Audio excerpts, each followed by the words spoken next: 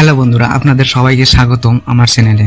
আজকের ভিডিওতে জানবো গত 3 জুলাই 2025-এ লিভারপুলের তরুণ এবং জনপ্রিয় ফুটবলার ডিয়েগো জোটার মৃত্যুতে লিভারপুলের ক্লাবে থেকে তার জার্সিকে অমর বলে ঘোষণা করেছেন। তো চলুন ভিডিওটা আরম্ভ করি। ডিয়েগো জোটা প্রাণ হারিয়েছিলেন 3 জুলাই। তার স্মৃতিতে বড় সিদ্ধান্ত নিল তার ক্লাব লিভারপুল। ডিয়েগো জোটার ব্যবহৃত 20 নম্বর জার্সিকে অমর ঘোষণা করলো ক্লাবটি, যার অর্থ লিভারপুলে আর কোনো প্লেয়ার 20 নম্বর জার্সি পরে খেলতে পারবেন না। ক্লাবের পক্ষ থেকে একটি বিবৃতি দিয়ে জোতার জার্সিকে অবসরের পাঠানোর সিদ্ধান্ত কথা জানানো হয়। ডিয়েগো জোতা ও তার ভাইয়ের দুর্ঘটনা খবর আসার পরেই সমর্থকরা জোতার 20 নম্বর জার্সিতে অবসরের পাঠানোর দাবি করতে থাকেন। সেই দাবিকে মান্যতা দিল লিভারপুল।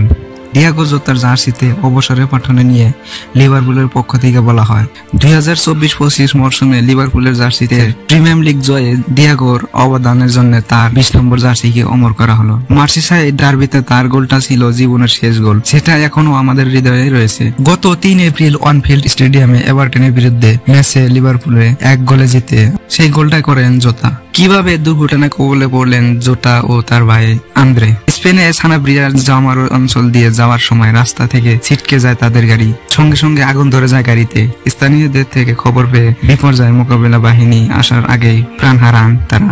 জোতার মৃত্যুতে শোক প্রকাশ করেছেন ক্রিস্টিয়ানো রোনাল্ডো, লিওনেল মেসি থেকে শুরু করে বিশ্ব ফুটবল তারকারা। ডিয়েগো জোতাকে শেষ শ্রদ্ধা জানানোর জন্য লিভারপুল ক্লাব উদ্যোগ নিয়েছিল।